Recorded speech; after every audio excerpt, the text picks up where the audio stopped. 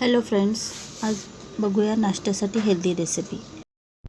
सर्वप्रथम गरम पाणी करून त्यात मीठ टाकले आणि त्यात सोयाबीनच्या वड्या भिजत ठेवल्या होत्या। त्या वड्या चांगल्या मऊ पडल्या आहेत। त्या आता अशा प्रकारे आपण पिळून घेऊया।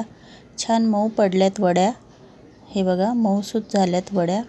फ्रेंड्स, जर तुम्हाला ही रेसिपी आवडली असेल तर तुम्ही नक्की ही घरी ट्राय करा। आमच्या चॅनलला लाईक, शेअर आणि सबस्क्राईब करा। बघूया यासाठी लागणारं साहित्य। मी घेतले आहे ते शिमला मिरची, काकडी, गाजर, कोथिंबीर, कांदापात, हिरवी मिरची आणि त्याचबरोबर पत्तागोबी पण घेतली आहे। आता हे सगळं आपण चिरून घेऊया। सोयाबीनच्या वड्या पण एकाचे 2 भाग असे करून घेतले, चिरून घेतले आहे। हे बघा अशा प्रकारे। आता भाज्या पण ज्या आहेत त्या आपण कट करून घेऊया।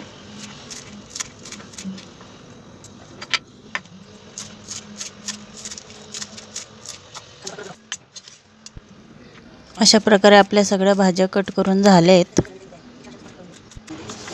आता गॅस पेटवू, गॅसवर एक पॅन ठेवूया आणि अगदी चमचाभर, छोट्या टीस्पूनभर त्याच्यामध्ये तेल घालूया। तेल थोडे तापले की त्यात थोडी जिरी टाकूया। जिरी तडतडली की त्याच्यामध्ये थोडासा लसूण, कांदा आणि हिरवी मिरची टाकूया आणि परतून घेऊया। छान थोडंसं ते परतून घेऊया आणि परतून झाल्यावर त्यामध्ये आपण आता सोयाबीनच्या वड्या चिरलेल्या त्या परतून घेऊया।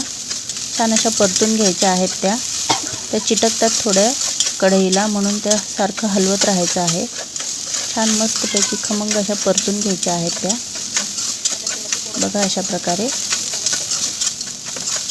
आणि ते परतून झाले की त्यामध्ये आपण ज्या चिरलेल्या भाज्या आहेत त्या टाकूया।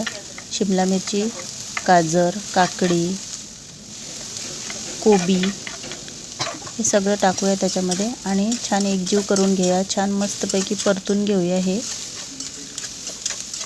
थोडं परतून झालं की त्यामध्ये काळी मिरी पावडर, चवीप्रमाणे मीठ घालायचं आहे। तिखट पण तुम्ही घालू शकता, जर तुम्हाला जास्त तिखट, कमी तिखट तुमच्या आवडीनुसार। मीठ पण तुमच्या आवडीनुसार त्यात टाकू शकता तुम्ही। थोडासा लिंबू, व्हिनेगर असेल तर ते पण टाकू शकता। चवीप्रमाणे तुम्ही हे सगळं करू शकता। आता हे छान असं परतून घ्यायचं आहे। हे परतून झालं, वरून त्याच्यामध्ये कोथिंबीर आणि थोडा कांदापात टाकलेला आहे। त्याची टेस्ट खूप छान लागते, तुम्ही पण घरी नक्की ट्राय करा। आता हे आपण एका डिशमध्ये काढून घेऊया। खूप छान अशी हेल्दी रेसिपी आहे। डाएट कॉन्शियस लोकांसाठी तर खूप छान आहे। तर तुम्हाला रेसिपी कशी वाटली ते नक्की सांगा।